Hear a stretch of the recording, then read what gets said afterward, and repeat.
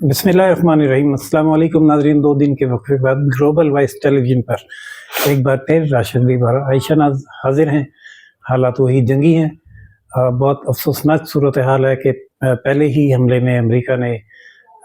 ایران کے supreme leader خامنئی صاحب کو شہید کر دیا۔ بالکل، اور یہ یقیناً ایران کی ایک انٹیلیجنس فیلئر ہے، بلکہ کہا یہ جا رہا ہے کہ شاید اندر سے مخبری ہوئی۔ اگر صورتحال یہ ہے تو پھر تو آگے بڑی عجیب و غریب صورتحال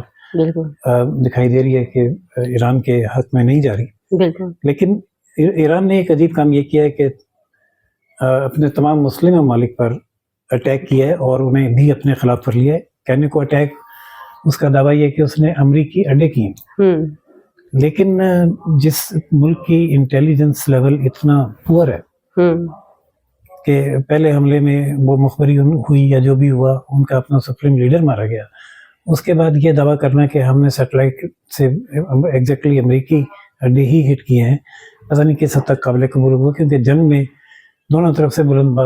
دعوے کیے جاتے ہیں۔ جنگ میں بہت سی ایسی چیزیں ہوتی ہیں جو فیک ہوتی ہیں۔ فی الحال صورتحال یہ ہے کہ دبئی ایئرپورٹ بند ہے۔ جی، دبئی ایئرپورٹ پہلی دفعہ تاریخ میں پہلی دفعہ ایسا ہوا ہے کہ جو بہت زیادہ مصروف ترین، دنیا کا مصروف ترین جو ایئرپورٹ تھا وہ بند ہو چکا ہے۔ اس سے دنیا کا فلائٹ آپریشن متاثر ہے، بالکل متاثر ہو چکا ہے۔ صرف دبئی ایئرپورٹ بند نہیں ہوا۔ جی،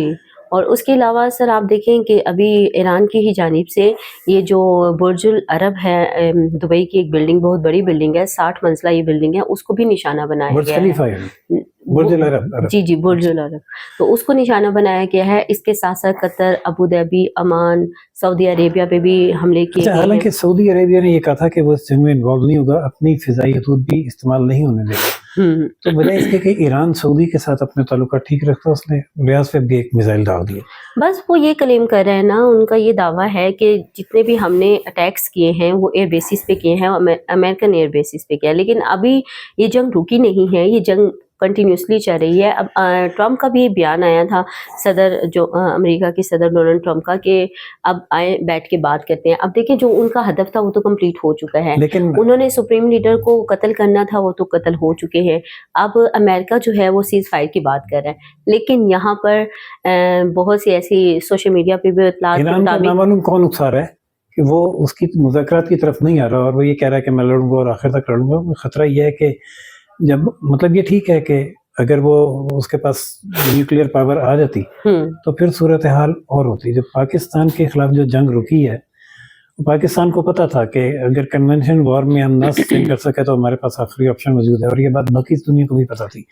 لیکن جب پاکستان نے کامیابی حاصل کی تو جنگ فوراً ہی 4 گھنٹے میں بند ہو گئی۔ ایران میں ایسی سچویشن نہیں ہے، اور مجھے خطرہ ہے ایران کا حشر عراق اور افغانستان کی طرح زیادہ خراب نہ ہو۔ وہ میرا خیال ہے وہ اس سچویشن پہ ہے، ہم تو ڈوبے ہیں صنم، تمہیں بھی لے کے ڈوبیں گے، تو وہ یہی چاہ رہے ہیں۔ ابھی دیکھیں اسرائیل پہ بھی ایران کی جانب سے حملہ کیا گیا، جو اطلاعات آ رہی ہیں، تو اس میں جو مڈل ایسٹ کی سچویشن ہے نا سر، وہ بہت زیادہ، وہ تو پورا خطہ جنگ کے لپیٹ میں ہے۔ بالکل ایسے ہی ہے، اور اس میں دیکھیں پاکستان جو ہے اس وقت بہت زیادہ پریشان نظر آ رہا ہے کہ وہ ساتھ دے تو کس کا دے، کیونکہ ہم لوگ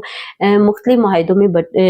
باؤنڈ ہیں، ہم لوگ اس طریقے سے کھل کے سامنے نہیں آ سکتے یا کسی بھی ملک کو سپورٹ نہیں کر سکتے، کیونکہ ہمارے ساتھ بھی کچھ معاہدے ہوئے ہیں، اور اٹامک پاور ہونے کی وجہ سے ہم پہ بھی کچھ اصول، رول، ریگولیشنز جو ہیں وہ لاگو ہے۔ یہاں پر سر سوشل میڈیا پہ ایک چیز بہت عام ہے کہ جس طرح نیتن یاہو نے اپنے ایک بیان میں کہا تھا کہ ایران کے بعد پاکستان ان کا ہدف ہے، تو پاکستانیوں میں بھی یہ بہت زیادہ تشویش پائی جا رہی ہے، کیا واقعی ہی ایران کے بعد پاکستان ہدف ہے؟ تو یہاں پہ یہ کلیئرٹی بہت ضروری ہے کہ ایران کی سچویشن پاکستان کی سچویشن سے بالکل ڈیفرنٹ ہے۔ ڈیفرنٹ یہ ہے کہ ایران ایٹمی طاقت بننے کی کوشش کر رہا تھا، لیکن پاکستان جو ہے وہ پہلے سے ہی تسلیم شدہ اٹامک پاور کنٹری ہے۔ لیکن اس کے باوجود عائشہ بہت خطرات ہیں، خطرات تو یہ جنگ جس طرح سے پھیل رہی ہے، جیسے آپ بتا رہی تھوڑی دیر پہلے کہ برطانیہ نے بھی امریکہ کو اپنے اڈے استعمال کرنے کی اجازت دی تھی، ادھر پاکستان کی صورتحال یہ ہے کہ اس طرف بھی مسلمان ملک ہے، دوسری طرف سعودیہ بھی، اس سے بھی ہمارے تعلقات اچھے ہیں۔ ابھی دیکھیں افغانستان کے ساتھ تو دوسرے کے ساتھ بالکل سر، افغانستان کے ساتھ دیکھیں ابھی کشیدگی چل رہی ہے، بھارت کے ساتھ کچھ سے پہلے ہی ہماری ایک جنگ ہوئی ہے، اور دیکھا جائے تو ابھی بھی کہا یہ جا رہا ہے کہ اطلاعات یہ آ رہی ہیں کہ جو اسرائیلی ڈرونز ہیں وہ بھی پاکستانی حدود کے ارد گرد منڈلا رہے ہیں، یعنی خطرہ جو ہے موجود ہے، اسرائیل کچھ بھی کر سکتا ہے، اس سے کچھ بعید نہیں۔ ہماری فضائیہ الرٹ ہے، اور گزشتہ روز سرویلنس کی ہے انہوں نے، اور کچھ طیارے دیکھے گئے چابہار بندرگاہ کے قریب، جن کو ریڈار پہ ہم نے رکھا اور ڈائریکشن یہ تھیں کہ اگر یہ پاکستانی حدود میں آتے ہیں تو مار گئے تھے، اور ابھی تک یہ ڈائریکشن میں جو دی گئی ہیں فضائیہ کو وہ یہی ہیں کہ کوئی بھی طیارہ پاکستانی حدود میں داخل ہوتا ہے تو اس کو مار گئے۔ اچھا سر، یہاں پہ نا ساری سچویشن میں مجھے اقوام متحدہ کا کوئی کردار نظر نہیں آ رہا۔ اقوام متحدہ جس مقصد کے لیے بنائی تھی کہ دنیا میں امن قائم ہو، ایک ملک دوسرے ملک پہ چڑھائی نہ کرے، جس طرح امریکہ کو کبھی بھی کسی سے خدشہ ہوتا ہے، پہلے وینزویلا کے صدر کو وہاں سے گرفتار کر کے لیا، ان کے جو وسائل ہیں ان کے اوپر قبضہ کر لیا، اب ایران کے اوپر اس طریقے سے کسی بھی ملک کی جو استحکام ہے اس کی، وہ اقوام متحدہ ناکام ہوئی تھی اسلامی کونسل کی طرح، تو ہی یہ اس کو بورڈ دلانا پڑا۔ لیکن سر کسی ملک کی خود مختاری کو اس طریقے سے ہٹ کرنا مجھے لگتا ہے یہ ٹھیک نہیں ہے۔ ٹھیک تو نہیں ہے، لیکن یہ ہو رہا ہے، اب آگے ہونا یہ ہے کہ ایئرپورٹ، دبئی کا ایئرپورٹ بند ہے، دبئی کے نے اپنا سفارت خانہ ایران میں بند کر دیا، پاکستانی سفارت خانے کا آپریشن 3 مارچ تک معطل ہے، وہ پتہ نہیں کیوں معطل ہے اور کیا ارادے ہیں دبئی کے۔ وہاں جو سارے غیر ملکی لوگ ہیں وہ پھنس کے رہ گئے ہیں فلائٹس بند ہونے کی وجہ سے، اور لوگ گھروں میں محصور ہو کے رہ گئے ہیں، باہر ہی نہیں کر رہے۔ اور جو پاکستان کی جو آئل سچویشن ہے وہ ہمارے پاس 28 دنوں کا ذخیرہ موجود ہے، اور کل اہم اجلاس ہونا ہے اس پہ یہ طے کرنے کے لیے کہ مزید ذخائر کہاں سے حاصل کیے جائیں۔ اس جنگ کے بعد جو تیل کی قیمت ہے وہ 72 سے ایک دم $80 چلی گئی تھی، اور جس کے بعد پاکستان میں ابھی 6 روپے پر لیٹر قیمت بڑھی ہے، اور یہ مزید اگر پاکستان ذخائر حاصل کرنے میں مشکلات کا سامنا کرنا پڑتا ہے یا پیٹرول مہنگا ہوتا ہے تو یہ 300 سے بھی بڑھ جا سکتی ہے۔ سر یہاں پہ جو سب سے بڑی ایک اہم پیش رفت ہے نا، طوفان آئے وہ گا، یہ ہے کہ ابنائے ہرمز اس کو بند کر دیا گیا، اس کی وجہ سے بھی جو تیل کے روٹ سے اب تیل لینا اور شپس مہنگا ہیں پڑے گا، اس کو بھی ہٹ کیا جا رہا ہے، اس کو بھی نشانہ بنایا جا رہا ہے۔ اچھا، یہ بیسیکلی یہ امریکہ نے ایران پہ حملہ کیوں کیا ہے، اس کے پیچھے بھی بہت بڑی لاجک ہے، بہت تیاری کے ساتھ یہ اس خطے میں آیا ہوا ہے، اور تقریباً 3 سے 4 ہفتوں کا انہوں نے یہاں پر بارود، اسلحہ وغیرہ جمع کیا ہوا ہے۔ ویسے تو اپنے ہدف کو انہوں نے کہا 300 میزائل جو ہے وہ ان کے کمپاؤنڈ پہ برسائے گئے تھے، ٹھیک ہے نا، ان کی پوری فیملی کو جو ہے وہ انہوں نے جاں بحق کر دیا، شہید ہو گئے ہیں وہ۔ لیکن میں آپ کو یہ بتا رہی تھی کہ ابنائے ہرمز جو ہے وہ اب بالکل بند ہے، جس کی وجہ سے